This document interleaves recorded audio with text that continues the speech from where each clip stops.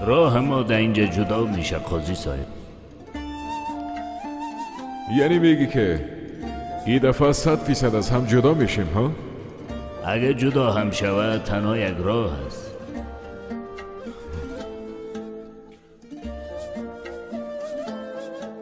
البته که یک راه هست شیخ. راه یکی است. از یک راه آمده با امو راه برمیگردیم.